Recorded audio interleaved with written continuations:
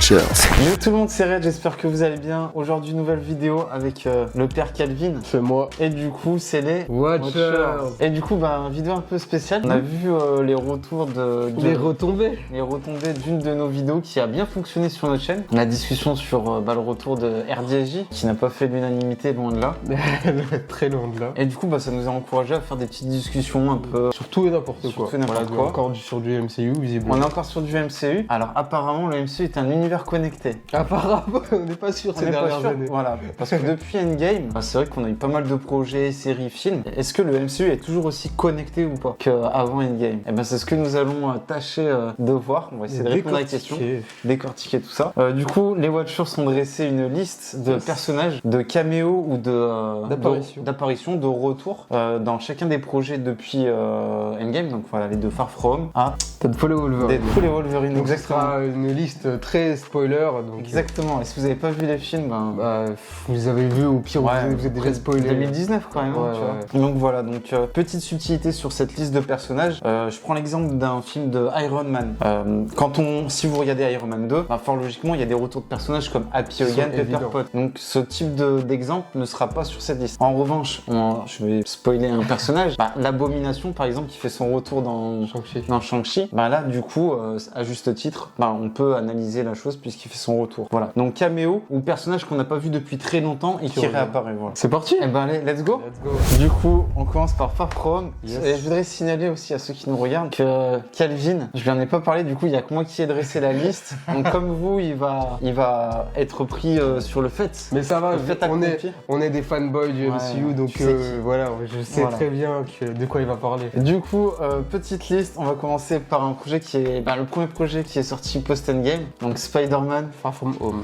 Que t'as vu il y a pas si longtemps d'ailleurs. Ouais, c'est vrai, vu que c'est les Spider jeudi, ils les ressortent au cinéma, je profite bien. Et oui, je l'ai revu récemment. Un film qui ne fait pas l'unanimité, mais que personnellement j'adore. Ouais, je le trouve sympa, tu vois, ça voyage un peu. C'est pas un truc de fou, mais c'est pas aussi horrible que les gens le prétendent. Ouais, ça reste bon enfant. Ça reste bon enfant, exactement. Et puis à la fin, on a le développement de Peter qui entre guillemets s'émancipe de Tony, même si à la suite il rétropédale.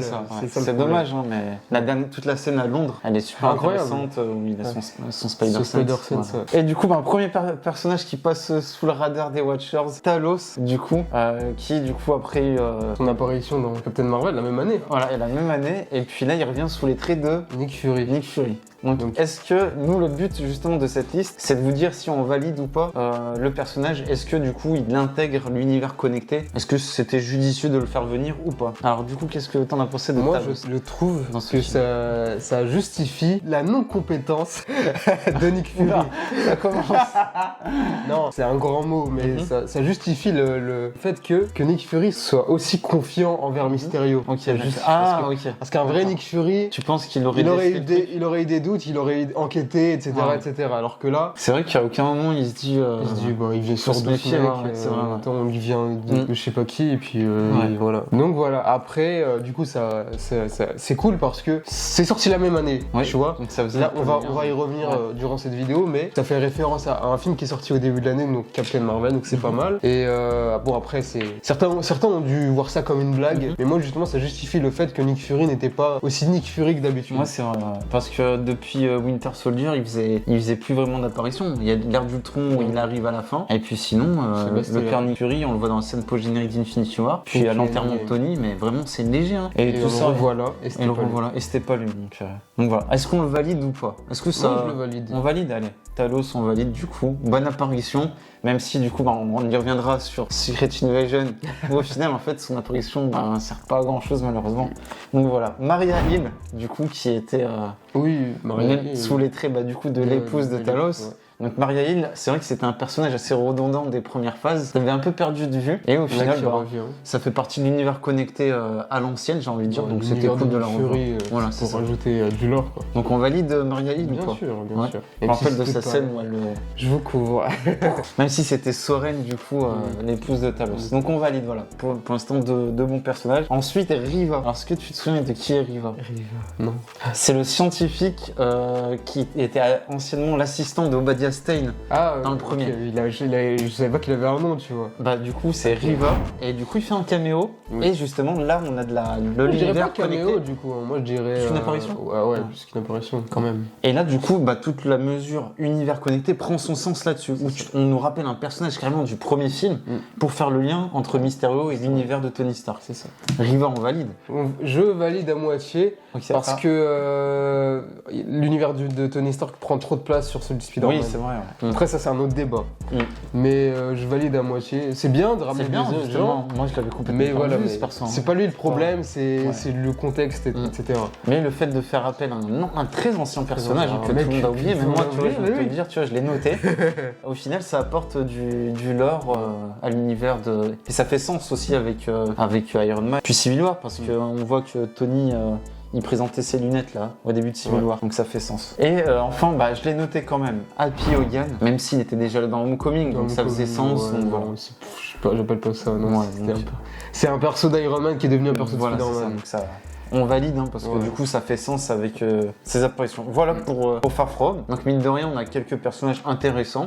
Et ça faisait suite à Endgame, donc c'était... C'est logique, c'est legit. Ouais. Moi, j'ai pas de problème. Passons du coup au projet, au film suivant. Donc il y a eu le Covid qui a mis une grosse pause à tout le monde. Ouais. Et on a redémarré avec Black Widow. Donc un film qui devait sortir bien avant. Mais bon. Sortir de notre point de vue, c'est pas genre il était retardé. C'est genre, c'est un film qui a 5 ans de retard. C'est ça, Qu'est-ce qu'on s'en fout aujourd'hui de Black Widow qui est vivante et qui fait une... C'est intéressant de voir... Du coup, l'introduction de Yelena, c'était cool. Ouais. Mais à part ça... elle méritait quand même son film, tu vois. Ouais, mais c'est trop tard. Romanoff, tu vois. C'est trop tard, mais c'est bien de l'avoir fait, je trouve. Oui, bien sûr. C'est bien. Et du coup, j'ai noté on a noté un seul personnage, Thaddeus Ross. Ouais. Voilà. Parce qu'il est pas si important que ça dans le film, tu vois. Ouais, c'est juste, juste pour faire la transition de Civil War à Black Widow, quoi. Mais ça rentre dans le cadre de l'univers connecté. Ouais. Donc c'est pour ça qu'on l'a inscrit et on valide. On valide, même si je m'attendais à ce qu'il ait plus d'importance. Je crois qu'il devait avoir plus d'importance. Ils ont dû couper. Peut-être l'état de santé ouais, peut-être, ouais, de William Hurt aussi. Parce que je l'ai senti, je sais pas, tu sais, physiquement, il a bien. Tu sens que même, on dirait, il a physiquement, genre, ils ont fait de la CGI sur lui. Alors que dans les événements de Civil War, il était quand même bien plus. Ouais. Tu vois. Donc voilà, on valide Ross, même si il était. En fait, c'était logique. C'est logique, voilà. Il fallait le faire, mais vous verrez que plus on avance dans les projets, plus les choses logiques, en fait, elles n'y sont même plus. Donc voilà. Je ne vais pas non plus spoil et on va pas non plus flinguer tout le MCU, mais voilà. Donc pour l'instant, ça va. Deux films plutôt. Ensuite, on a eu Shang-Chi et la légende des 10 anneaux. Et là, ça commence à... Là, ça a commencé à poser problème. Ah ouais, tu trouves carrément? Premier personnage, Trevor Slattery, qu'on nous avait introduit. C'est plus qu'un caméo qu'on nous avait introduit dans Iron Man 3, interprété par Ben Kingsley. Est-ce que tu valides son apparition ou pas? Oui, je valide totalement, même si le personnage, c'est un comic relief, on s'en fout un peu, mais c'est logique, du coup, pour faire la transition entre Iron Man 3 et Shang-Chi. Donc, toute cette histoire de mandarin, etc. Donc c'est bien de l'avoir ramené. Rien de plus, j'ai rien à dire. Et justement, c'est bien de parler de son apparition, mais est-ce qu'elle apporte quelque chose au film? Au final, à part d'humour. Voilà, c'est ça. En fait, il est juste là pour l'humour. À la limite, il les emmène avec la petite bestiole là, qui parlait là, Maurice. Voilà. Moi, je trouve l'apparition assez anecdotique, mais justement, dans un univers connecté, t'as besoin qu'on te mette un peu des petites refs sympas pour les fans. Tu dis, regardez, on vous ramène un ancien perso. Ça fait toujours plaisir. Même si du coup, il a été annoncé dans le projet Wonder Man. Ça aussi. Vient foutre à Londres, non, ça c'est logique, parce que de base, il vient d'Angleterre. Ouais, et Wonder Man, c'est tout un contexte d'acteur de cinéma. Donc lui, il est acteur. Donc tu vois, encore une fois, c'est bien trouvé. Bon, on valide alors Trevor. Voilà, c'était sympa de le revoir, mais c'est pas non plus.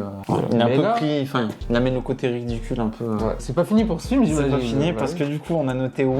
Ouais, c'est vrai. Oui, c'est vrai, Wong qui a un vrai caméo. Qui a un vrai caméo. Et du coup, l'abomination, voilà, on va les mettre ensemble. Donc l'abomination, je pense qu'on va être tous d'accord, et puis moi et toi aussi. En fait, on s'attendait à que ça tisse quelque chose. Ça, au final, regarde, de la fumée, parce que c'était une sorte de setup pour She-Hulk du coup. Et au final dans She-Hulk, on s'en fout. Il y a absolument rien. Il y a rien. Il se passe rien. On nous explique pas le pourquoi du comment. Il est là à faire un combat. À l'époque de Shang-Chi, on était là, mais qu'est-ce qui se passe? Pourquoi il est là? Dans She-Hulk, on y arrive, et là, ah bah j'ai juste besoin de toi pour un combat. On va simuler un combat entre nous. Mais pourquoi Blonsky, on l'avait plus vu depuis 2008 et l'incroyable Hulk, vous nous le ramenez et au final vous en faites rien. En plus, il y a un changement. Changement physique. Qui est la bienvenue, hein. Voilà. Comics Accurate, on aime ça, tu vois. Mais niveau mentalité, c'est pas du tout le même homme. Hein. Et c'est pas du tout la même créature. Après, là, on dérive sur She-Hulk. On dérive sur She-Hulk. Mais je veux dire, déjà, il était. Le côté abomination, tu le vois pas du tout là dans Shang-Chi. Bon, il se fait vite mettre par Wong. Mais voilà, tu sens que déjà le personnage, en termes de mentalité, il est allé sur autre chose. Et Wong, bah, du coup, il prend un peu d'épaisseur, parce qu'on va commencer à le voir un peu plus souvent. Malheureusement, même si ses premières apparitions sont cool. Oui, c'est sympa, oui. Parce que ça se faisait un peu, tu vois, c'était par-ci par-là. Ouais, même si... Jusqu'à ce qu'après ça devient tout le temps. Même s'il y a la scène avec le karaoké, je la trouve moyen. Ah moi au contraire, je trouve ça cohérent avec le personnage. Tu vois, tu te rappelles de Beyoncé et de tout ça dans le premier film. Ouais, sandwich photon. Ouais, tu vois, donc moi c'est... Ça va. Mais ça commence, c'était la limite, fallait pas en faire plus. Mais malheureusement... Voilà. Et j'ai noté du coup Carol et Bruce pour la scène post-générique. Donc on valide ou pas Wong ? Ouais, je valide. Parce qu'il fallait un perso asiatique qui représente, enfin, un perso MCU qui représente l'Asie qui existait déjà, tu vois. Pourquoi pas ? Et Emile Blonsky, on l'a pas dit, mais du coup, pas du tout. Non, pas du tout. Voilà. Et Carol et Bruce, du coup, en scène post-générique. Ouais. Bah là, tu vois. Wong justement fait le lien avec en ramenant Shang-Chi. C'est ça. Là, tu vois, c'est ce qu'on reproche au MCU actuel. En dehors de ce film-là, il y a peu de persos qui se rencontrent et des connexions qui se font. Là, ça commençait bien, entre du coup Shang-Chi qui rencontre une équipe, enfin certains Avengers. Donc c'est cool, il va faire partie de l'équipe, etc. En plus, Bruce lui dit bienvenue dans le cirque, c'est cool. Mais bon, au final, il y a rien. Pour l'instant, il y a rien. 2021. 2021, on est en 2024. Ils auraient pu peut-être mettre une petite passe décisive. Sur She-Hulk, puisqu'on revoit Bruce dans The Marvels, elle aurait pu faire un lien. Voilà. On pose des choses, mais malheureusement, c'est ce qu'on disait dans la dernière vidéo. De suite à ce truc-là. Il y a des choses qui sont implantées et les graines, elles commencent à s'épuiser, à s'user en fait, parce que justement, t'as pas mis de l'eau pour que ça puisse se développer, malheureusement. Voilà. C'était la petite minute jardinerie. Donc Carol et Bruce, on valide. Du coup, oui, malheureusement, parce qu'il fallait ramener Shang-Chi au cœur de l'univers. C'était bien. Bah après, ce qui en est de la suite, c'est pas bon. Et du coup, là, on va passer à un gros dossier, donc No Way Home, qui était sorti en décembre 2021. Monsieur est fan de Spider-Man, donc il va prendre les choses très à cœur. J'ai noté Doctor Strange. Ouais, quand même. Je suis mitigé. Moi, je valide. Faire venir Doctor Strange, c'est bien parce que ça fait coexister les super-héros de New York, c'est ce qu'on veut dans un univers partagé en plus. Donc c'est cool, tu te dis ah purée, Spider-Man il a un problème. Il y a Doctor Strange pas là, il va aller le voir, c'est trop bien, c'est excellent. Donc après maintenant ce qu'ils en font, c'est sur le résultat. Voilà. C'est pas ça, ils se sont pas cassés la tête. Franchement, l'idée de le ramener est très très bonne, parce que ça donne de la connexion, du lien. Malheureusement, c'est peut-être un peu trop facile. Tu vois le moment où il fait le sort pour que tout le monde oublie. Au final, ça ouvre le multivers. Le lien, il est où, tu avec vois. toute l'expérience qu'il a. À un moment, quand Peter lui fait pense à mais justement, à MJ, pense. À un moment, ça devrait lui dire attends. Non, déjà d'une, oui, ça c'est vrai. Stop. Mais déjà au début, il devrait lui dire t'as des requêtes particulière, tu vois. Tu vois, un mec communiquer. Voilà. T'es là à dire. Et finalement, il se laisse déborder. Mais pourtant, tu sais, en plus, comme t'as dit, ah oui, mais non, mais faut que ci, faut ça, faut ci. Il le fait quand même. Il le fait quand même. T'arrêtes ton sort et tu lui dis, mec, gamin, je veux bien t'aider, mais il du tien. Bon, il faut aussi fallait le faire pour le scénario aussi. Donc, c'est le scénario. Et au final, moi, j'ai bien aimé la fin. On en avait discuté en off déjà. Où il y a cette partie très émotion. Ils avaient déjà du lien dans Infinity War, Strange et Peter. Et le fait que du coup il fasse le sort pour que tout le monde oublie.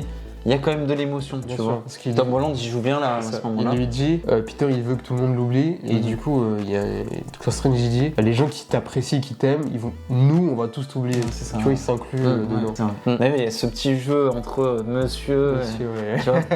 À un moment, il lui crie dessus et tout. C'était sympa. Après, le petit combat, ça allait bien esthétiquement, ça allait. Mais après, Strange, il se fait saupoudrer par Spider-Man. Il y a un truc bizarre dans le combat, c'est genre, au bout d'un moment, Strange, il attrape Peter avec sa cape, et ça y est, normalement c'est fini là. C'est terminé. Et non, bah il le balance dans la dimension miroir. Pourquoi faire? Puis Strange qui met 10 ans à revenir. Ouais. C'est quand même. Enfin, il aurait pu finir comme ça, mais il fallait que Spider-Man gagne. Puis il revient au moment où les 3 Spider-Man ont presque fini avec scénario, la magie. De toute façon, No Way Home, on le sait, hein, maintenant il vient un peu sur le fanservice. Et les gens se rendent compte que la réelle était pas si folle. Et que ça manquait scénario non plus. Après, j'aime bien le film, mais. Moi perso, je l'ai revu il y a la dernière fois que je l'ai vu, c'était il y a très longtemps. Et à mon avis, il vaut mieux pas que je le revoie parce que sinon ça va faire mal. Par là où ça passe. Du coup, Doctor Strange, on valide. On valide, mais petite validation quand même. Parce que quand même, tu vois, c'était censé être. Enfin, avec toute la dimension, c'est trop facile. Voilà. Trop facile. Mais ça crée du sens, c'est bien qu'on nous ramène un membre. Un héros dans un autre film. Bon, on va commencer par ton cher chouchou. Peter Parker version numéro 3. Voilà, Andrew Garfield. Bon, toi, vu que t'es fan de l'acteur, t'es fan du personnage, des 2 premiers films, genre tu les as classés en all time. Limite, c'était film ever. Alors, dis-nous tout sur ce retour. Qu'en as-tu pensé? Ce retour, bah moi... ils volent la vedette. Il fait des poussières. Ils volent la vedette, voilà, ils montrent que voilà, il est excellent, c'est tout. Il y a rien à dire. Après, bon, la façon dont il revient. Pareil pour Tobey, ça n'a pas de sens. Le fait que. Pas épique, hein. Le fait que Ned, ça c'est Ned qui fait se revenir par magie, mais littéralement par magie. Alors que Doctor Strange, il a passé des mois sous la glace à s'entraîner à faire un portail. Et Ned, j'ai ouvert un portail. Ah écoute, il a des prédispositions. Il y a des prédispositions, mais bon. Après, est-ce qu'il fait des choses utiles dans le film? Non. C'est ça aussi. Non. On peut déjà parler de Tobey aussi, du coup. Oui, parce que c'est le suivant, de toute façon. Tobey, on peut parler des deux. Hein. Moi, perso, je valide pas. Moi, ça sera tout ce que je pourrais leur donner, c'est qu'ils apportent du soutien et ils donnent des idées à Tom Holland, tu vois. Pour qu'ils puissent évoluer. Pour qu'ils puissent évoluer. Leur arrivée, montrer leur personnalité et ce qu'ils ont vécu par le passé, ça fait en sorte que Tom Holland déjà d'une seule montre qu'il est pas seul et qu'en plus, voilà, ça lui donne certaines idées à suivre, des trucs à faire. C'est ce qui est marqué dans le script quand il crée son nouveau costume. C'est écrit, il aborde un costume qui a l'air de beaucoup s'inspirer de ses autres itérations. Donc ça montre qu'il a grandi et que ces 2 mecs-là, enfin les 2 autres Spider-Man, lui ont beaucoup appris. Là, je leur accorde ça. Après, en ce qui concerne l'histoire du film... ils apparaissent trop tard. Moi, je trouve. Hein. Ils ont quand même 1 heure de film. Hein. Ah ouais, mais 1 heure, mais t'as l'impression qu'ils sont pas là, quoi. Enfin, Oui, ils apportent quoi, des blagues, et même en termes de scènes d'action, c'est pas fou. Y a rien, c'est dans le noir, t'as ces échafauds là, enfin, c'est illisible, hein. Franchement. Pourquoi ne pas nous avoir fait des petits team-up, tu vois? Il y a aucun team-up. Il n'y a aucun team-up. Même au niveau interaction, je trouve ça faible. Hein. Il y a un moment où ils se balancent le dispositif. Ouais, mais... Après, c'est pauvre. Même sur les interactions ancien-méchant, on voit qu'il a ces dialogues avec Electro, Andrew. Pour l'instant, on parle d'Andrew. Ça n'a pas de sens. Bon, on en parlera, ça n'a pas de sens. Le lézard, c'est limite... L'acteur était pas là. Ouais, donc c'est assez limité, quoi. C'est assez limité et il ne vient à bout d'aucun personnage. Il n'y a pas, tu vois, un moment où il devrait normalement, tu vois, venir à bout d'un personnage. Là, c'est juste, ils ont à checker, à le vacciner, quoi. Ouais. Je trouve ça trop facile, moi. Ça se règle très vite. Ça se règle trop vite, ouais. Et pareil pour le Spider-Man de Tobey. Le Spider-Man de Tobey, il arrive en tenue Et lui, en plus, le pire, c'est que... En maître de colo. Voilà. Tu vois. Le pire avec lui, c'est que déjà de base, il parle pas beaucoup. Ouais. Là, c'est celui qui est un peu plus ouvert, c'est vrai. Il parle pas beaucoup, c'est dommage. Peut-être que c'est son développement post-Spider-Man 3 aussi. Oui. Du coup, qu'il est un peu plus ouvert à la chose. Mais c'est vrai que c'était un personnage déjà très réservé. Et au final, même au niveau des vaccins, quand ils sont tous les 3 dans le labo, ça va trop vite, tu vois. Genre, le mec, il maîtrise des trucs. Alors que c'est pas un personnage qu'on a connu très scientifique. Il est intelligent, certes. Celui dans le goût, il est beaucoup plus. Mais on l'a jamais vu agir, faire quelque chose, créer des solutions. Sinon, le symbiote, il aurait géré tout seul, il serait pas allé voir Connors, tu vois. Ça tombe de nulle part, quoi. Et puis moi, très grosse déception sur le Spider-Man de Tobey, c'est que t'as Norman, son pire ennemi. Son pire ennemi, il y a aucune ligne de dialogue. Il y a aucune ligne de dialogue. C'est tout. Franchement, c'est... Même à la fin, ils sont un peu comme ça, ils se tiennent comme ça. Il est un peu blessé, Tobey. Ouais. voilà, tu peux dire, bah, ils sont ensemble, ils sont potes, mais c'est trop léger, tu vois. C'est trop léger. C'est dommage parce qu'il y a vraiment un gros potentiel. Ils avaient une mine d'or sous la main. Une toile. Et ils ont même pas gratté la surface. Il y a pas ils ont rien fait. Il n'y a pas de scène où ils sont en 3. Hein. Tu sais, à 3 comme ça, en mode d'un plan épique où tu vois. Sinon, les scènes où ils se balancent, et encore. C'est trop léger. Franchement, c'est abusant. Il n'y a pas de team-up. Tu vois, le problème avec ces apparitions-là, c'est que des années, les fans ont voulu un regroupement de ces Spider-Man-là. Mais le problème, c'est que ces 3 mecs-là, c'est pas comme Spider-Verse, le film d'animation, où il y a chaque Spider-Man différent qui a ses capacités différentes. Là, c'est 3 fois le même mec. 3 fois le même mec, il y a juste Toby qui est dans cette toile directement par les mains. C'est ça. Mais même ça, c'est pas une grosse différence. L'un n'apporte rien de plus par rapport à l'autre. Même Tom Holland qui a de la technologie, il ne l'a même pas utilisée. Tu vois, ils auraient pu, je sais pas, par exemple, Andrew, il est plus agile, plus rapide, il aurait pu faire quelque chose. Tom, du coup, sa technologie, il l'utilise. Toby, il est un peu plus puissant que les autres, peut-être. Je sais pas, il porte quelque chose, j'en sais rien. C'est vrai qu'ils sont jamais mis en difficulté. Hein. C'est ça. Et là, il y a l'humour qui fonctionne bien, ils se racontent les anecdotes, tu vois, t'as une équipe et tout ça, c'était sympa. C'était sympa, mais bon, ça manque de plans iconiques. Avec là, t'avais toute la fanbase des Amazing et de la saga de Sam Raimi, et au final, tu retiens pas grand chose. Hein. Tu retiens pas grand chose.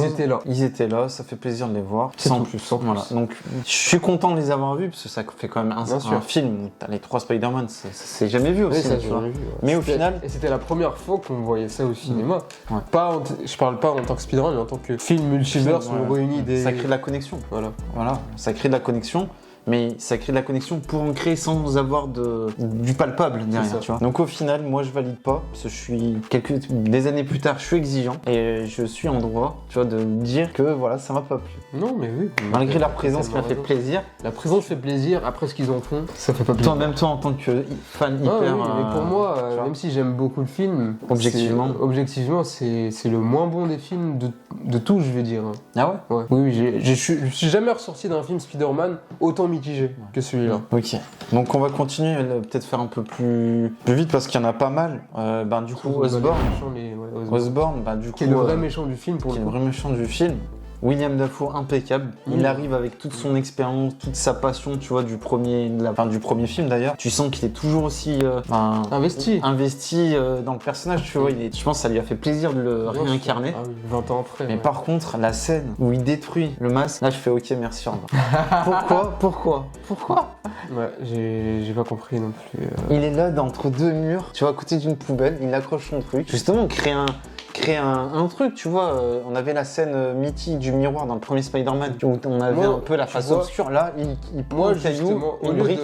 Au lieu de nous faire ce truc où il y a ces deux personnes, la dualité, tu vois, qui se combattent, j'aurais préféré que juste le bouffon prenne le dessus et qu'il fasse croire à tout le monde que c'était Norman. L'inverse, tu vois.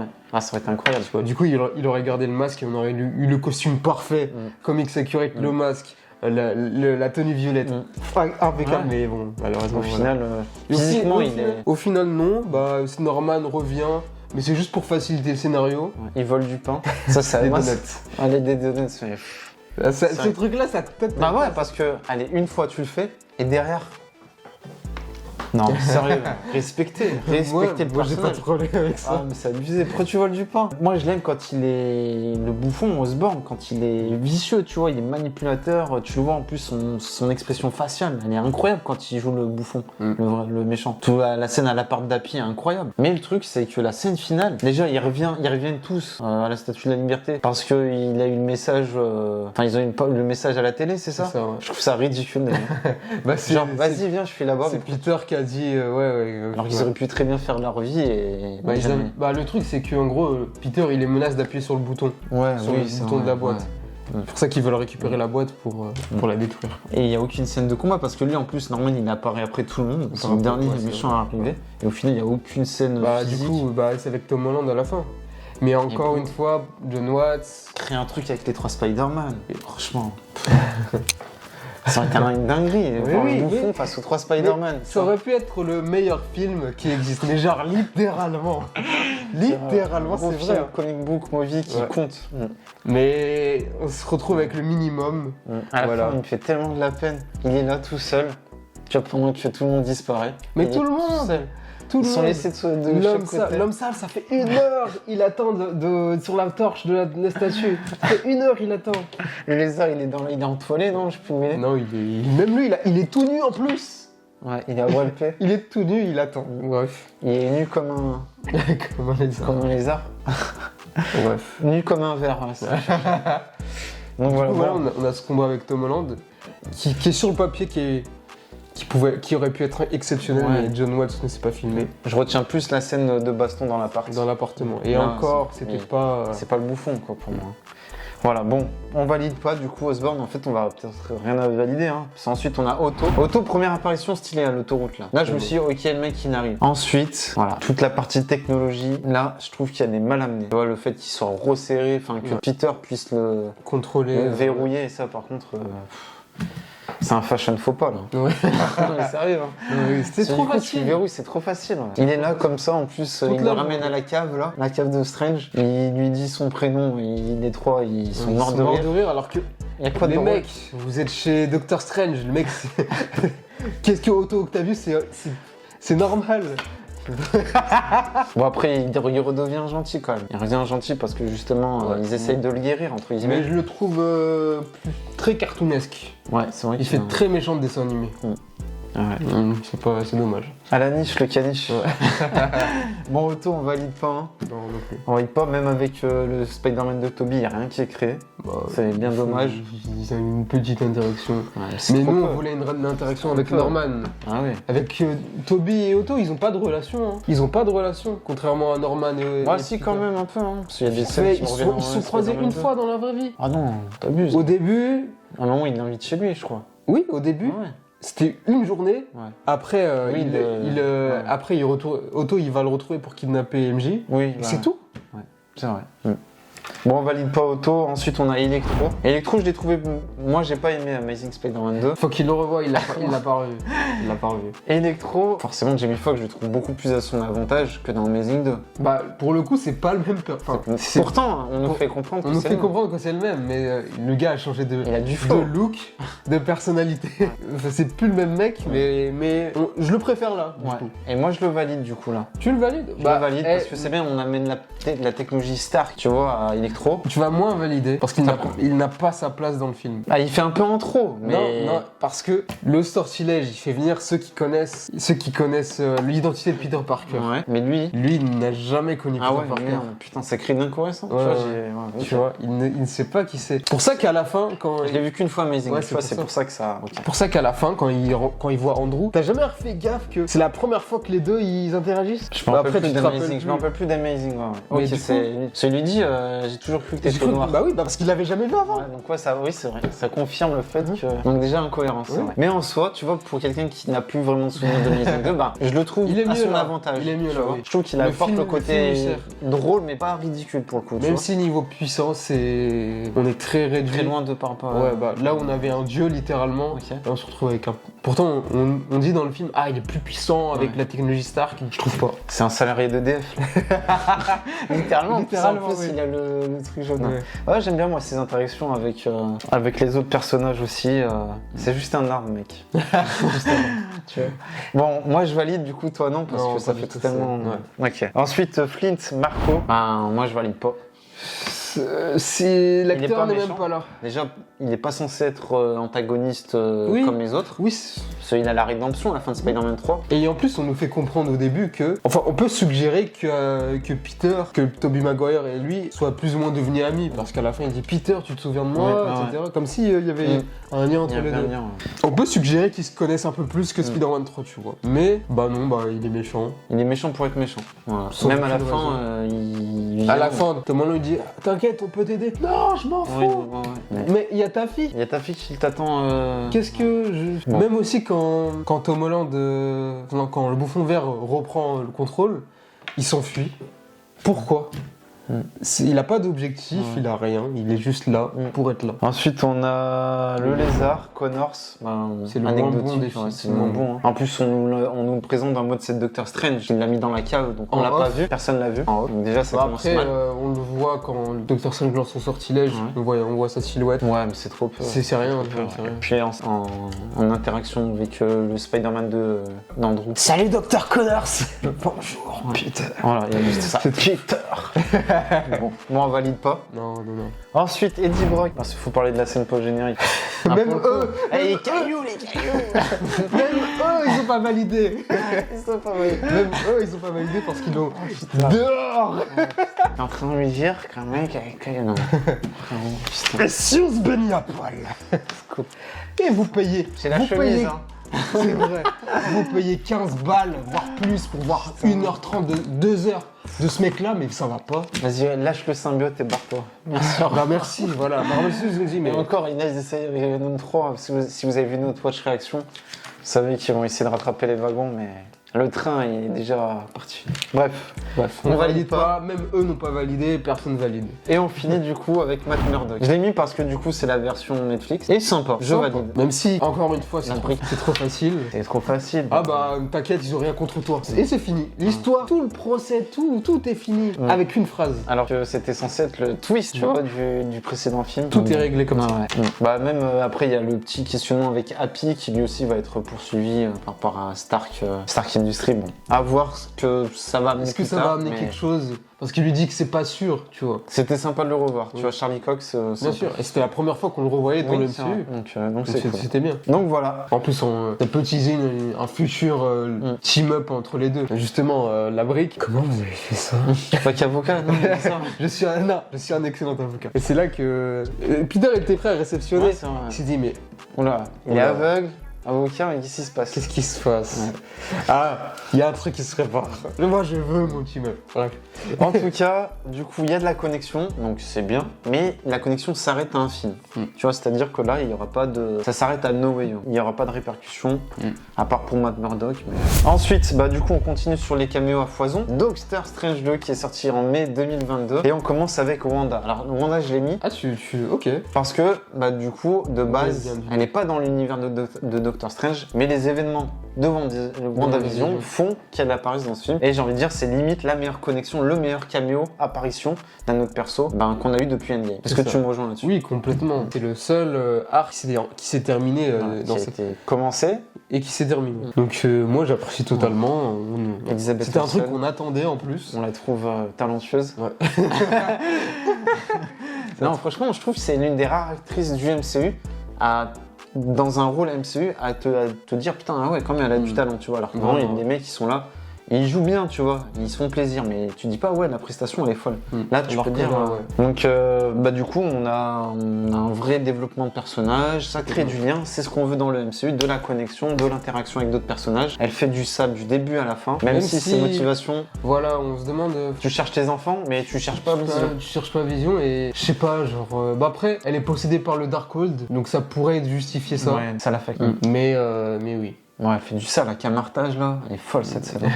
Non. Très bon film que... La réal de Sam Raimi rend encore mieux le perso, tu vois, en termes d'action, de scènes d'action. Moi, je me rappelle des scènes type horrifique avec elle. Franchement, exceptionnel. Toujours dans le temple à camartage là. C'est ça. Puis quand elle se tape avec les autres caméos dont on va parler, incroyable.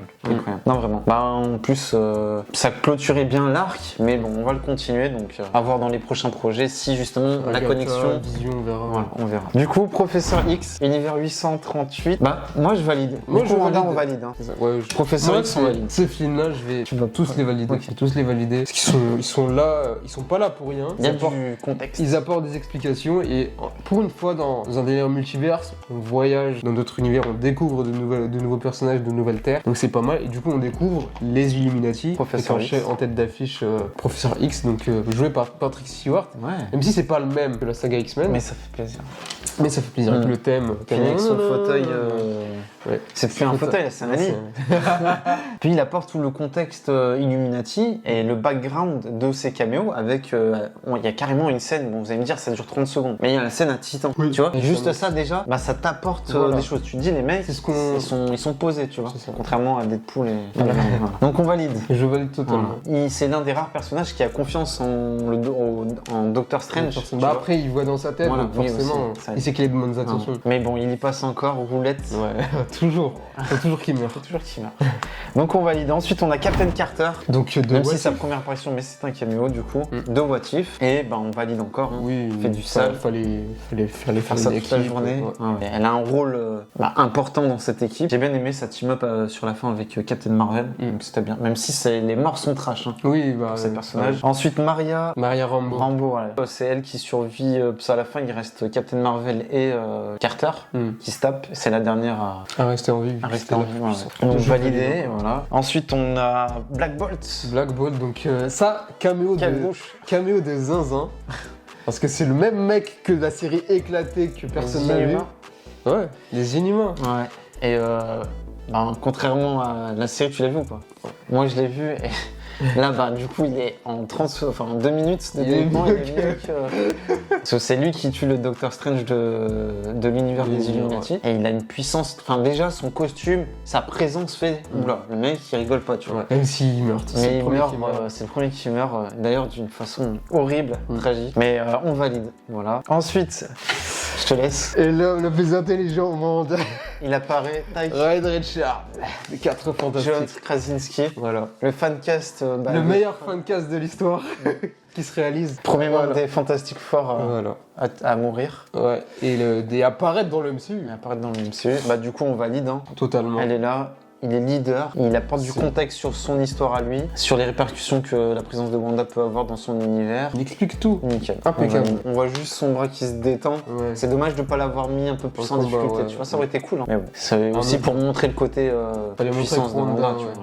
Ensuite, j'ai mis Tommy et Billy. Ok. Voilà. Je les ai notés parce qu'on les a vus dans WandaVision, donc ça fait sens. Et ils sont là, c'est sympa. Voilà. Même si ils auraient pu voir leur pouvoir. Oui, c'est. Quoique ils n'ont pas leur pouvoir.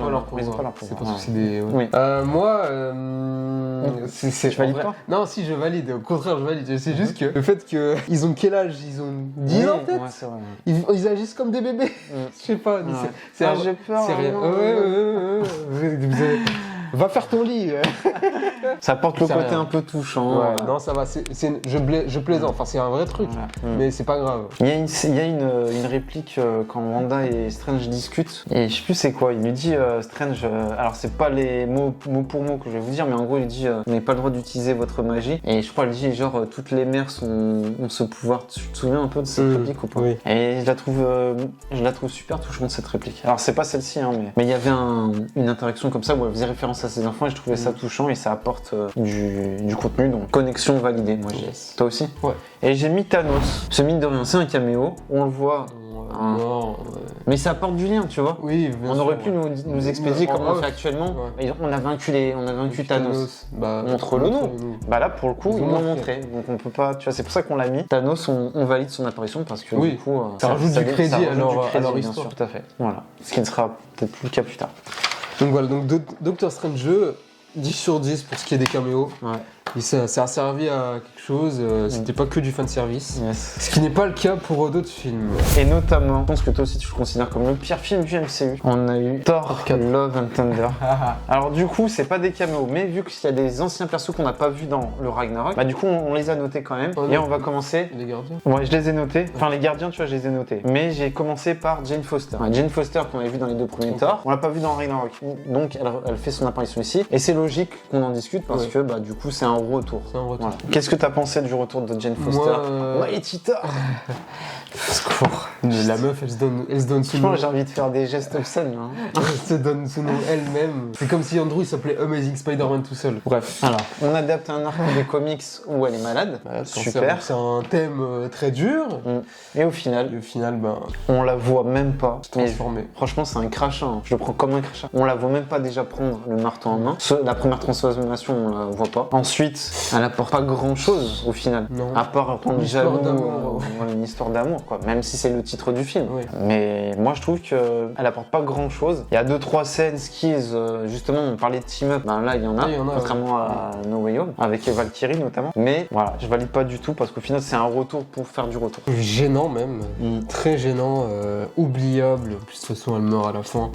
Même si, bon, la scène post-générique ouvre une porte pour qu'elle revienne. Oui. Mais tu retiens rien. rien. Même en développement de personnage, j'ai l'impression que le personnage a pas. On aurait voulu, enfin, pas du tout. Son cancer.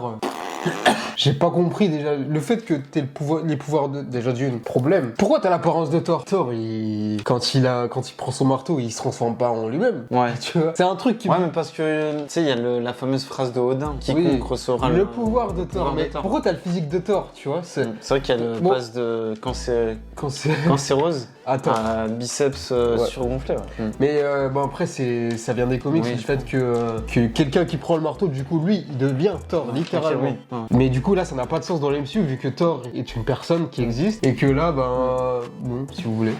Encore une fois on crée de la connexion donc c'est bien de faire revenir on était hypés On nous avait dans Thor Ragnarok là. Taika il avait expédié ça en une phrase du coup elle m'a quitté non. C'est quitté mutuellement. Ouais. Du coup il nous le montre. Et je trouve que ça justement ça affaiblit le scénario quoi parce qu'au final t'as un Thor qui est clownesque et au final Mighty Thor clownesque aussi au final. Pas épique en tout cas ça c'est une évidence. Et du coup on a Lady Sif aussi en retour avec un bras en moins. Sif qu'il n'a pas revu depuis le monde des ténèbres, qui a été exilé donc par Loki dans Ragnarok. Donc c'est quand même, il la connaît depuis qu'ils sont gamins limite. Tu vois le trio palatin et tout. Oh bah tiens, Sif.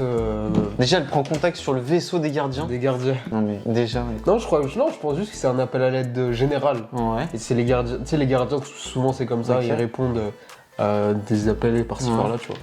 C'était pareil pour dans Infinity War. Tellement... Et c'est Thor qui dit ah je la connais elle. Mais chef, c'est ton ami. Ça fait 10 ans que tu l'as pas revue. Et quand il la revoit, il lui dit alors moi il y a une phrase qui m'a mis en colère vraiment quand il lui fait mais ton bras lui ira au Valhalla. Ouais mais voilà. Non mais juste la scène. Non mais sérieux mec. Non. Il y a un gros danger. Il y a un mec qui cherche à tuer tous les dieux. Ta copine, limite ta best friend, elle s'est fait arracher. Et qu'est-ce que tu trouves à dire? C'est apporter de l'humour sur ça. Moi, c'est pas ça qui me. Enfin, il y a ça. Il y a aussi la scène, genre, où il dit je vais te ramener chez nous. Non, laisse-moi ici. Je préfère mourir en guerrière, sur le champ de bataille au combat. Je revendiquerai ensuite ma place au Valhalla. Ah, je suis navré de te l'apprendre, mais pour qu'un guerrier accède au Valhalla, il doit mourir durant la bataille. Tu as survécu. Fais chier. Mais peut-être que ton bras ira au Valhalla. C'est un dessin animé? C'est une vidéo YouTube, le film. C'est une vidéo YouTube. C'est pathétique, ouais. Surtout que derrière, elle fait plus rien, quoi. Ouais, à la fin, on la voit s'entraîner avec des gamins Asgardiens, là. Pourquoi faire? Elle va même pas aider nos héros. Ouais. Au final, c'est un retour. C'est de la connexion parce que tu apportes des anciens persos de l'univers de Thor. Oui, mais tu n'en fais rien. Voilà. Pourquoi donc c'est là où on veut insister sur le fait que, ok, c'est un univers connecté, mais les connexions, elles servent à rien. Elles servent vraiment à rien. Elles apportent rien au personnage ou au développement de ce personnage. En l'occurrence, Lady Sif. Les gardiens. Moi, je trouve que ça. On s'attendait à un truc post-endgame. On s'attendait à un truc de fou, un team-up, Thor et les gardiens, une aventure en équipe. Au final, c'est tout Thor qui fait tout seul. Tout seul, il se barre dès le début et il y a cette sert à rien au final. Pseudo-amitié entre Star-Lord et Thor, mais j'ai pas trouvé ça crédible. Il est trop ridicule, Thor. Il est ridicule et il emmène tout le monde avec lui. Ça aurait été bien un film entier avec les deux, tu vois. Enfin, lui et les gardiens. Ouais. Mais du coup, là, on fait comme s'ils sont potes et qu'ils s'aiment bien. On a vu peu d'interaction entre les deux. Après, il y a cette volonté de garder du lien post-endgame, puisqu'il était avec les gardiens. Mais comme d'habitude, vous en faites rien. C'est ça. D'ailleurs, dans les Gardiens 3, il n'y a même pas une ref à Thor. Ensuite, Darcy, qu'on voit au début, quand du coup, elle apporte un peu le soutien moral à Jane. Moi, j'accepte. Parce que ça ah oui, on l'a même pas dit si. Lady Sif, on n'accepte pas. Non. Jane Foster, non plus. Darcy, t'acceptes du coup? J'accepte parce que ça fait partie du lore de Jane. Il fallait qu'elle soit là. Voilà. Et j'ai mis Eric Selvig qu'on vend en fast time. Tu te souviens ou pas? Ah oui, on est vraiment rapide. Hein. Oui. Allez, on valide, mais c'est l'histoire de. Darcy, ouais, tu vois, ça apporte le petit univers de Jane. Donc c'est bien. Et enfin, Heimdall, Heimdall qui était mort dans Infinity War, qui revient, du coup... Pour nous présenter le Valhalla, bon, bah voilà. ouais. Ça tease potentiellement quelque chose, mais qu'on n'a pas vraiment envie de voir. Ouais, je sais pas si toi, l'univers de Thor, ça y est, on veut plus. D'ailleurs, Heimdall qui a un fils qui sort de nulle part. Ça crée de la connexion, mais... Sort d'où c'est Mimimati, Joséphine, un gardien. Hop, je t'invente un fils, je t'invente des pouvoirs. Des apparitions à la Télétobies, là, sous le soleil. Enfin bref, on valide pas du tout, en fait, on valide aucun caméo, aucun retour dans Thor Love and Thunder, sauf Darcy et Selvig, mais c'est trop maigre. Wakanda Forever, ensuite projet suivant, Valentina. Là, ça a du sens. Ça a du sens. Ça a du sens, c'est validé. En plus, il raccorde les wagons au fait que c'est l'ex-femme de Ross, du coup. C'est validé, elle apporte tout son univers, un potentiel... Une sorte de Nick Fury. Voilà, du côté obscur. Ouais. Donc ça fait sens, ça crée du lien, là c'était bien. C'était judicieux. Si elle fait pas non plus un truc de fou, mais c'est du lore. Ouais. Et j'ai mis Killmonger. Killmonger parce que moi je m'attendais à ce que ce soit la mère de Shuri, tu sais quand on voit là. Bah c'est fait exprès, hein. Ils l'ont dit, ils l'ont fait exprès de lui monter les cheveux pour qu'on croie que c'est elle. Ouais. Là du coup ça fait sens. Ça fait sens et c'est cool parce que c'est le chemin que Shuri emprunte, c'est le même que Killmonger au final. C'est ça. De la vengeance, de la haine. C'est ça. Donc validé. C'est validé totalement. Donc là c'est assez bien, ça crée du lien avec le premier film et ça tease l'évolution future de Shuri. Du coup Ant-Man et la Guêpe. Quantumania. Février 2023. Et du coup on a noté Darren Cross, MODOK. Ouais mais du coup c'est Quantumania, tu vois. On s'attend à ce que... Tu vois. Du coup, Darren Cross, MODOK, qu'est-ce que t'as pensé de ce retour? Est-ce que tu le valides? Ice, une stat. Ouais, je me tâte parce que bon, un retour pourquoi pas. Sur le papier. Sur le papier, c'est bien. Maintenant, ce qu'ils en font, c'est de la blague, c'est du... C'est le développement qui va pas en fait. Ouais, ça va pas. Ok, tu vois, pour qu'il soit l'assistant, tu vois. Qu'il devienne MODOK. Sur le papier, je peux l'accepter, même si bon, je suis pas chaud. Mais maintenant, ce qu'il fait en tant que MODOK, c'est en fait, c'est les actes. Voilà. Sa présence, on est ok, hein. Le fait que il y ait une suite avec le premier, avec sa fin dans le premier Ant-Man. Mais le souci, c'est que dans l'utilisation du personnage, t'en fais rien et au final, c'est gaspiller une cartouche pour rien, quoi. Ouais, parce qu'en plus, le personnage meurt à la fin. D'une façon grotesque. Et c'est bien dans l'idée de créer une sorte de bras droit à Kang, mais on retombe sur l'humour pipi caca de ton enfant de 3 ans, quoi. Je peux faire partie des Avengers. Oh là là, putain, ta gueule. Je t'ai toujours considéré comme mon frère. Mais mec, tu lui en voulais à mort. Il y a 2 minutes. T'étais prêt à tuer sa fille. Bref. En plus, le design du perso n'aide pas.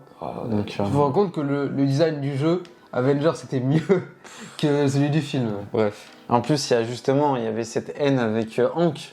Quand il le retrouve, on voit pas grand chose de cette... Il essaye un peu de le tuer, mais sans succès. Ouais. Et c'est fini. Voilà. Là, encore une fois, on a de la connexion pour en créer en 2 façades, mais derrière, il n'y a pas de contenu. The Marvels, du coup, Valkyrie. Valkyrie, c'est vrai. Costume, cravate, elle débarque sur le Bifrost. Le roi d'Asgard. Roi d'Asgard. Au final, pourquoi les Skrulls se cassent la tête à chercher une terre? Pourquoi c'est tapé une série de 6-8 épisodes où on s'est ennuyé comme pas possible pour qu'au final... En fait, vous pouvez venir chez moi. Il y a Asgard sur Terre, venez, on est bien tranquille. Bon, pourquoi vous prenez la tête? On boit de la bière. Voilà. Bah après, ça fait plaisir dans le film, voilà, c'est bien. Après, pour la série, c'est éclaté. Il y a l'amitié entre Carol et Valkyrie, ça permet de... Tu dirais que c'est une love story, toi? Bref, non, je dirais pas une love story, mais il y a eu un truc entre les deux. En tout cas, Valkyrie, moi je valide à moi. Moi je valide. Je valide, mais... En fait, ça crée une incohérence. En fait, non, ça crée une incohérence, mais c'est aussi c'est une facilité scénaristique, c'est pour se débarrasser rapidement des Skrulls. Bon, allez. Mais bon, enfin, pas facilité scénaristique parce que c'est ce qu'il fallait faire depuis le début. C'est ce que tout le monde avait en tête depuis le début.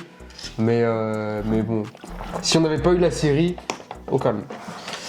Ensuite, cette série n'a pas existé. De toute façon, voilà. Kate Bishop, qui apparaît donc à la fin. Non, c'est une scène post-générique ou c'est à la fin? C'est à la fin, du coup elle est recrutée par Kamala. Qui a volé la tablette de Nick, ça aussi c'est un peu... C'est un peu facile, mais après c'est bien, ça permet de faire le lien avec le premier, et enfin du coup ça a créé les Young Avengers. Les Young Avengers qui sont... On utilise, enfin, j'ai envie de dire, on a une équipe de Young Avengers alors qu'on n'a pas d'équipe des Avengers. Ça craint, ça craint. Donc ça crée du lien dans un univers avec la série Kate Bishop.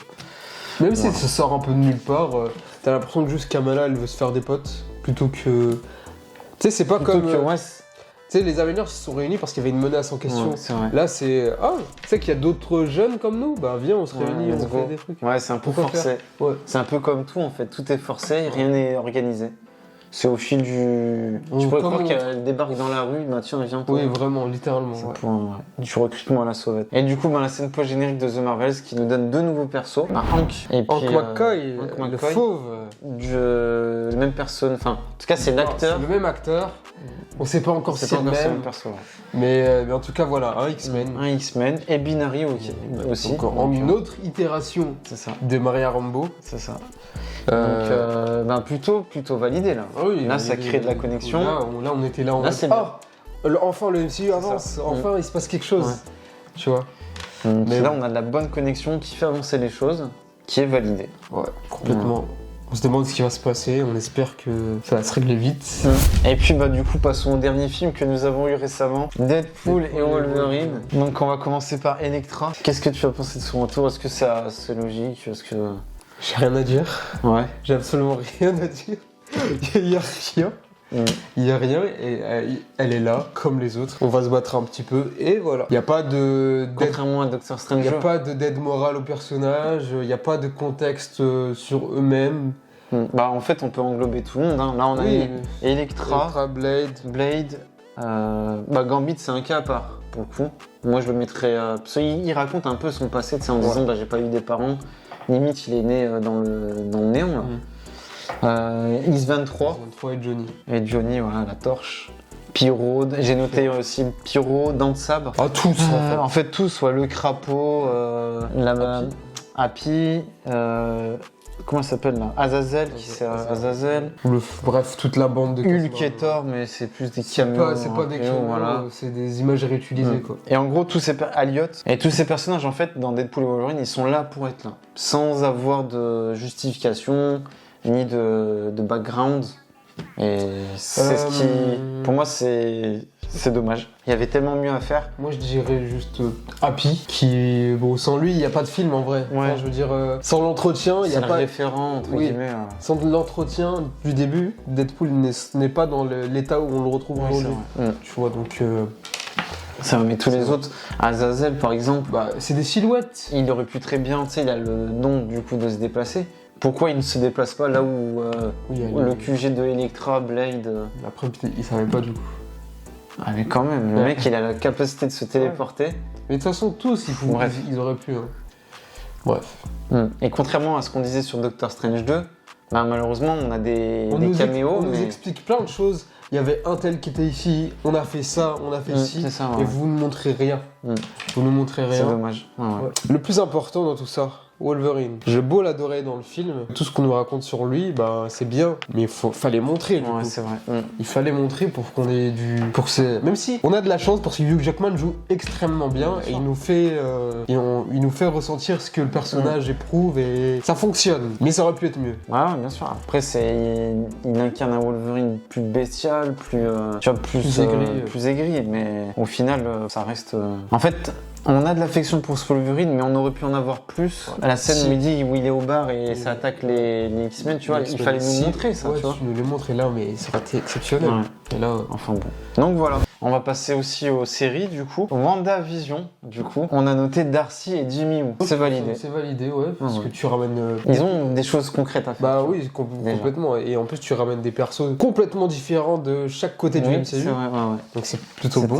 C'était cool de voir ça. Ensuite, on a eu Falcon et Winter Soldier. J'ai mis Sharon, parce que ça faisait un moment qu'on l'avait pas vu. Et pour le coup, à moitié validé. Je valide pas du tout. À moitié validé. C'est même plus le même perso. C'est pas le même perso. Tu te souviens, on se demandait si c'était un Skrull. Bah, oui, c'est vrai. Ouais. Et puis elle a un côté un peu, je sais pas, elle est comme jalouse, tu vois, je sais pas, un truc. On dirait elle avait le seum que Steve ne ouais, parce qu'en fait, elle la calcule plus après depuis Civil War. Mais de là à devenir méchante. Bah, d'ailleurs, je crois que dans la série, elle en fait référence que le fait que Sam l'ait plus du tout calculé post Civil War, parce qu'elle, elle s'est mise à dos, n'empêche, tu sais, en récupérant les équipements. Oui. Et c'est vrai qu'elle a pas été soutenue. Puis elle a cette quête aussi de mettre la main sur. Elle est au téléphone avec quelqu'un, tu vois. À la fin, ouais. On sait pas qui c'est. Et malheureusement, ça crée du lien, mais c'est soit il n'y a pas de contenu, ou soit il n'y a pas de poursuite. Donc c'est compliqué. J'ai mis Rhodey. Oui. Rhodey qu'on voit dans le premier épisode de la série. Malheureusement, le fait que Invasion existe, ça gâche tout. Le fait que ça nous dévoile sa réelle identité, bah ça gâche tout le dialogue qu'ils avaient dans le musée. C'est dommage. Même si sur le moment c'était top. Et il avait sa place à ce moment-là, justement la Maison Blanche. Le fait qu'un autre Avengers en plus, ça crée du lien. C'est très bien. Zemo, je valide parce que ça faisait un moment qu'on l'avait pas vu. On voulait savoir un peu ce qu'il était devenu. Et au final, c'est toujours le même personnage, un peu manipulateur que dans Civil War. On montre un peu son côté quand même. Mon côté, ouais. Il a toujours été bon. Juste, il avait une haine contre les Avengers. Ouais. C'était quand même un père de famille et un soldat. Oui, bon, c'est un fou. Il a tué des gens quand même, tu vois. Pour le coup, moi, je l'ai trouvé. Il est toujours aussi buté dans sa mission de détruire les super soldats. Donc, il déroge pas à ses principes. Et j'aime bien à la fin quand il a ce dialogue avec Bucky, notamment, et il se fait embarquer par les Wakandais. Ouais. Donc, ça va un retour utile pour le coup. Ça crée de la connexion avec l'univers de Captain. Il s'évade en plus. Il s'évade encore à la fin. Ah ouais, tu vois, je me souviens même plus. Okay. On va voir ce qu'il va devenir. On s'attendait à qu'il revienne dans Thunderbolts, mais c'est pas le cas finalement. D'ailleurs, moi, ça m'avait un peu choqué le fait que du coup, Civil War, il est emprisonné et il est toujours à la fin au début de la série, alors qu'il y a eu plein de temps et Thanos qui est passé par là. Et c'était quand même fou de le retrouver encore entre Ensuite, Ayo, du coup. Ayo, ouais. Donc ça, c'était cool. Ça, c'était bien. Il nous ramène. C'était cool. Une autre pierre de l'univers, enfin une pierre d'infini. Les cailloux. Tu nous ramènes un autre bout de l'univers ici, c'est très bien. Ouais, ça rajoute du développement pour Bucky. Pour Bucky, ouais. Justement, on expliquait qu'il avait une sorte de cure au Wakanda, et là on nous montre. Tavarni Wagwan. J'ai oublié, il fallait zapper. Et scène très touchante et c'était bien. Ouais, ça montre du lien avec le Wakanda. Et après, moi, j'aurais aimé voir Okoye pour le coup. Mais Ayo, ça va. C'est bien. Ça te fait une présence c'est pas comme s'ils nous avaient mis quelqu'un de random, on l'avait déjà vu un peu. Et surtout, ils sont là ils sont pas juste là pour la figuration. Ils ont des scènes de combat. Et puis ce qu'elle met à Walker dans la gueule, c'était propre. Donc là, on amène un ancien perso, ça crée de la connexion, et en plus, ce personnage a des choses à faire. Et ensuite, j'ai mis Batroc. Batroc, premier épisode, je me dis ça va. Ça va, ouais. Il revient, c'est cool. Après, qu'il revienne après, et que ça devient limite le méchant. Ouais, c'est ça le problème. Ça fait le lien avec la première scène de Winter Soldier avec Steve, donc c'est bien. T'as cette scène de voltige qui est très intéressante, mais au final, il est devenu ridicule ce perso. Ouais, c'est dommage. Loki, on a noté Lady Sif parce qu'elle fait une petite apparition, mais je trouve son apparition plus judicieuse. Bah là, parce que c'est un hologramme. Ouais, mais voilà, c'est bien de refaire venir un ancien perso, un Asgardien. Bah, je préfère qu'il fasse ça plutôt que les scènes dans Deadpool et Wolverine de Thor et Hulk. Oui, c'est vrai. Ouais. Pour le coup, ça amène. En plus, ça apporte du développement pour Loki. C'est ce que dire, ça amène du développement. Donc voilà. On a noté juste ça pour Loki, on valide. Pareil pour Falcon, je pense qu'on valide tout sauf Sharon, moi à moitié quand même. Et Batroc aussi. Hawkeye, du coup, Yelena et Wilson Fisk. Yelena, c'était teasé dans Black Widow. Ouais. Donc on s'y attendait et du coup c'est parfait, l'arc est terminé. Même si je trouve ça bizarre. Je trouve ça fou, la Valentina lui dit c'est Hawkeye qui a tué Natasha. C'est le meilleur pote de ta sœur, donc tue-le. Mais réfléchis. Réfléchis, tu te dis pas, je comprends pas. Ça tombe un peu trop vite sous le sens pour elle, alors qu'en fait, tu sais que Natasha était très proche et surtout qu'en plus de Clint. Essaye de gérer un peu, voir. Je comprends parce que tout le monde est au courant de comment Natasha elle est morte, plus ou moins. Moi, je suis pas sûr. Moi, je me rappelle de la scène dans Miss Marvel. Dans Miss Marvel, tu vois, ils refont la scène. Ah ouais. Lâche-moi. Il faut que tu me lâches.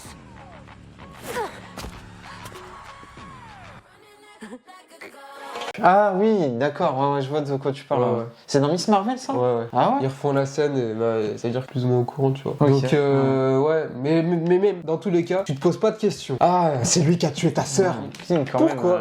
C'est deux Avengers, ils se connaissent depuis des années, sans doute tu le connais même, bah apparemment ils sont jamais vus. On va dire qu'il a été aveuglé par la colère, mais bon. Enfin bref, on valide quand même. Ça permet aussi de voir comment elle a disparu pendant le... Tu vois. Ouais. Ça c'était cool. Maintenant, je trouve que c'est un problème de l'écriture de la série, puisque elle a sa place. Elle a sa place, on amène du contexte. Mine de rien, en fait, parce que Natasha est morte et elle réapparaît. Donc c'est normal qu'elle ait aussi un peu de haine. Oui. Mais bon, faut aussi chercher à comprendre le pourquoi du comment. Et ensuite, Wilson Fisk, du coup Vincent D'Onofrio qui reprend son rôle. Et moi, je valide pas du tout. Je valide pas du tout, même si j'ai chemise. Décidément.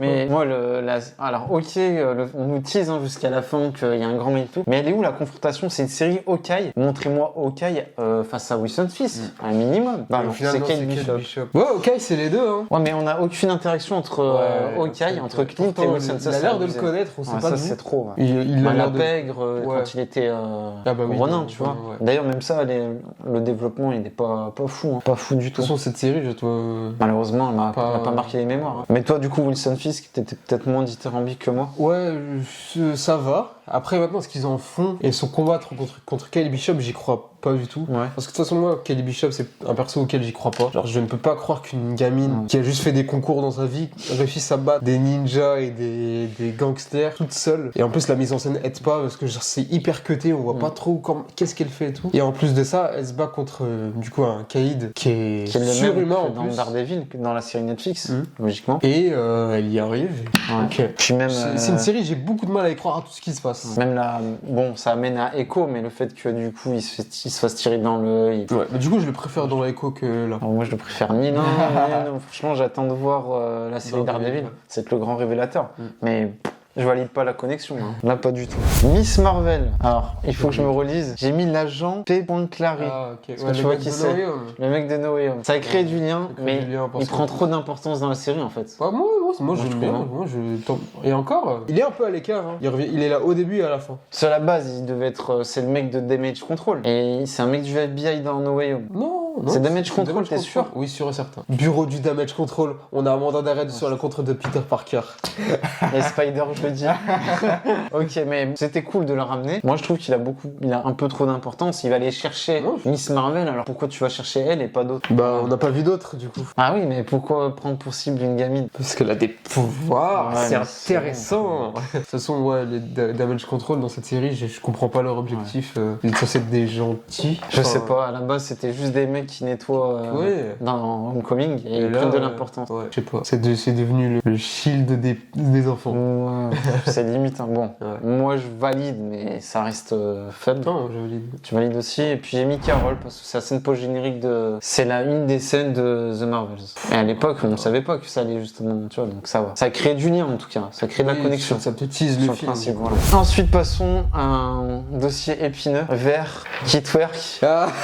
Émile Blonsky. Du coup, on va revenir sur ce qu'on a dit sur Shang-Chi, mais totalement foiré le retour. C'est pas le même mec, il sert à rien, il apporte rien. Il est en mode namassé, le mec serein, tatane, chemise. En plus, on se disait, truc de ouf, un procès pour Émile. Est-ce qu'il va s'émanciper? Est-ce qu'il va devenir quelqu'un? Bah, du coup, il s'émancipe, mais pourquoi faire? C'est l'abomination. Le mec, il est censé être. Suivez le développement dans l'incroyable Hulk. Il n'y a aucune ligne de dialogue drôle. C'est que de la brutasse pure et dure. Et là, au final, il n'y a même pas de scène de combat. Il n'y a aucune scène de combat. Il n'y a pas de scène de combat. Il n'y a pas d'affrontement. Bruce, forcément. Moi, j'accepte. J'accepte aussi. De toute façon, le premier épisode de Shulk, moi, je le trouve excellent. C'est le meilleur.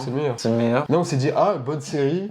On va passer un bon moment et au final, ça part en caca. Ouais, c'est bien parce que, en fait, même si on valide pas le Hulk, la direction qu'a Hulk, mais c'est le Hulk de Endgame, tu vois. Donc, on suit son développement. Il est toujours dans cette logique de faire du bien.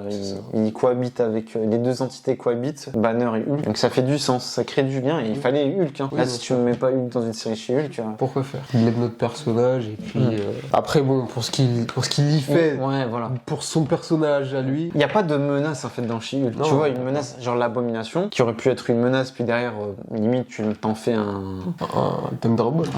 Limite, vraiment, limite. Mais au final, il n'y a même pas de castagne, il n'y a rien. Wong, c'est là où ça va. C'est trop. Je te laisse. Trop. Pourquoi faire? C'est bien, tu ramènes un sorcier, mais on s'en fout, sérieusement.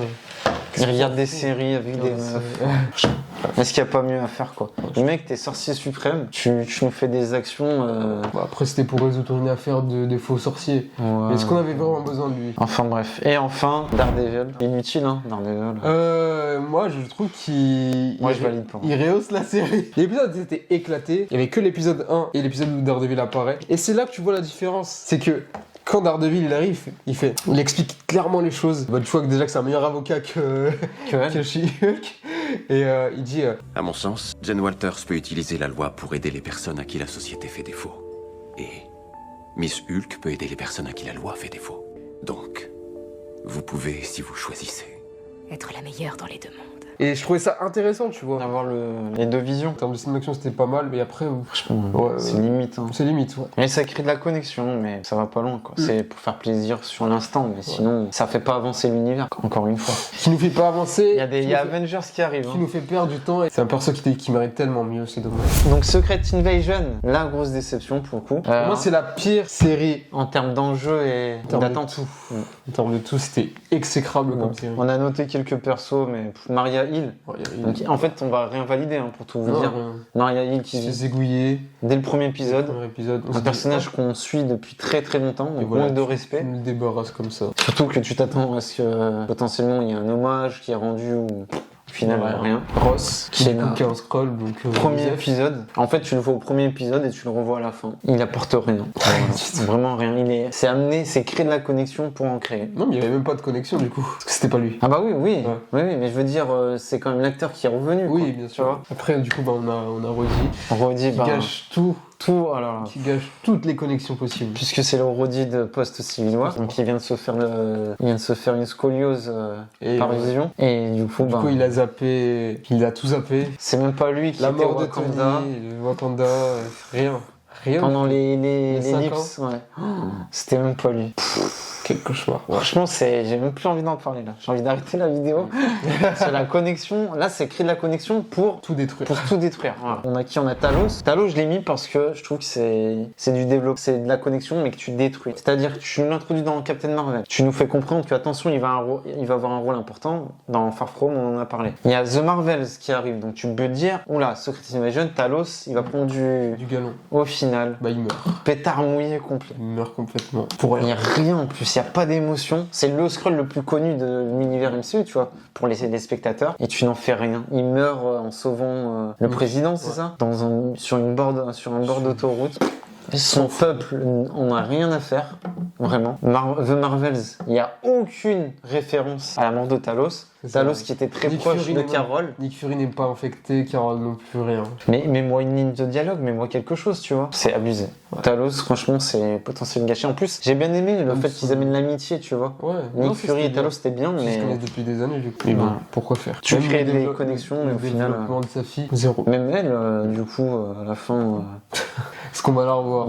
Ouais, tu vois, ça fait partie des... Comme pour She-Hulk, est-ce que t'as le courage d'assumer ce que tu as fait sur petit écran? Je suis pas sûr. Et j'ai mis enfin Rick Mason. Est-ce que tu vois qui c'est Rick Mason? Est-ce que vous savez qui est Rick Mason? Les plus fans d'entre vous le saurez. C'est dans, du coup, Black Widow. C'est le mec qui récupère des équipements. Le Queen Jet. Et du coup, là, il fait... Une petite apparition. Un peu comme Jimmy Woo, Darcy dans Thor 4. Voilà, c'est des petites... ça, j'accepte. Ça, c'est bien. On valide. Voilà. C'est le seul caméo. Mais bon, c'est un piètre lot de consolation. C'était très très mauvais. Et ensuite la dernière série qu'on a eue, Echo. Et bah du coup Echo, on a Wilson Fisk et Daredevil. Mais encore une fois, je valide pas. Je valide pas du tout parce que la scène de Daredevil elle sert à rien. C'est de la connexion transparente. Y a rien. Donc en fait, on te fait croire quelque chose, mais au final, ce en plus, ça te dit que le premier épisode est pas mal parce qu'il te retrace tout le parcours d'Echo à travers toutes les séries. Ouais. Mais pour Daredevil, il apparaît 2 secondes. Il apparaît 2 secondes, mais ça n'apporte rien. Il n'apporte rien, ouais. Parce qu'en fait, il fait ses bails dans le coin, tu vois. Et puis derrière, il n'interagit même pas avec Echo. Et Wilson Fisk, dans la lignée de Hawkeye, donc il est là. Quand même, c'est la principale menace. Il a le côté sentimental avec Echo, mais c'est trop faible, quoi. Donc voilà. Et ensuite, c'est fini. Donc on a fait le tour des projets depuis Endgame. Quel constat, quel bilan on peut dresser de tous ces projets? Parce que mine de rien, on a eu 5 ans d'univers, on n'a pas grand chose qui a avancé. Rien avec tout ce qui s'est passé. Voilà, il y a plus de négatifs que de positifs. Voilà. Et pourtant, ça partait bien, on l'a dit avec Shang-Chi. Oui, la fameuse scène post-générique avec Doctor Strange. Et au final, soit on ramène des gens pour juste les ramener, soit on ramène des gens pour rien faire. Et détruire leur développement. Et détruire le développement. Voilà. Donc au final, MCU univers connecté, Voilà, sur le papier, oui. mais au final, c'est soit des connexions qui s'arrêtent à un seul univers. Tu vois, le multivers, on est dans la saga du multivers, au final. On voit très peu d'univers. Hein. Voilà. C'est No Way Home et Doctor Strange 2. Alors oui, certains développements sont bien, mais au final, c'est des films qui se suffisent à eux-mêmes. Ouais. Enfin, c'est des apparitions qui se suffisent au film. Et nous, ce qu'on recherche, on a 2 films Avengers qui arrivent, comme on le disait sur nos précédentes vidéos. Ce qu'on recherche, c'est à créer du lien, créer des choses pour amener à ces projets. Et là, on vient de dresser une liste, et au final... Il n'y a aucun lien. Il n'y a pas de ligne directrice, il n'y a pas de fil rouge. On n'avance pas. On n'avance pas. Des fois, on recule même.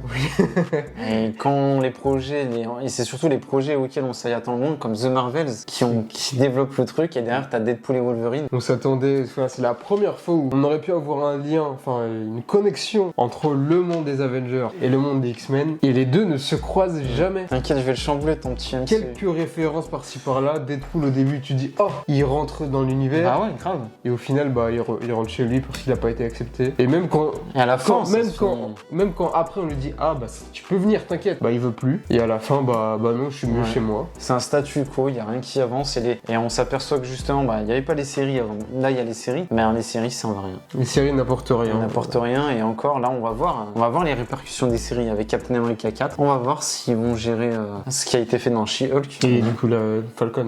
Si les répercussions, je pense que de Doctor Strange 2 avec Wanda sur Agatha, je pense qu'on peut potentiellement le voir. Mais voilà, au bout de 5 ans, c'est trop maigre, c'est trop maigre. C'est très maigre. Il y a trop de délais entre les projets. Tu vois, un Shang-Chi, on l'a pas revu depuis très longtemps. Il y a des persos Falcon, comme ça. Son film. Ouais, ça, on en a discuté. On en a déjà dit, mais voilà. Donc, ouais. Est-ce que on reste le même bilan? Du coup, c'est... Oui. Décevant, c'est décevant, c'est pas fou. C'est pas où on va. On sait pas où on va. On sait qu'il y a 2 films Avengers. Mais qu'est-ce qui va se passer? Ouais, grave. Pourquoi j'aurais envie de voir un tel alors que les deux n'ont aucun lien, ni de près ni de loin, tu vois, ce jeu. Ouais. Enfin, de toute façon, je l'ai déjà dit, moi, ce qu'il aurait fallu, c'est un film. Un film Thunderbolt, c'est bien, mais il fallait faire Avengers avant, quoi. Et ben voilà, c'est la fin de la vidéo. Voilà, n'hésitez pas à vous abonner, à liker, à partager. Merci pour les 200 abonnés. Oui, merci. On est à 210 maintenant. 210. C'est fou l'ascension, on va des squeezies à... T'inquiète pas, on arrive. Univers connecté. On vous dit à la prochaine. C'était les Watchers. C'était Watchers. Watchez bien, ciao. Franchement, je suis très déçu des connexions du MCU. Kevin Feige, qu'est-ce qu'il nous fait le père Feige? La connexion ne doit pas passer. Pourquoi? Ça doit être la casquette.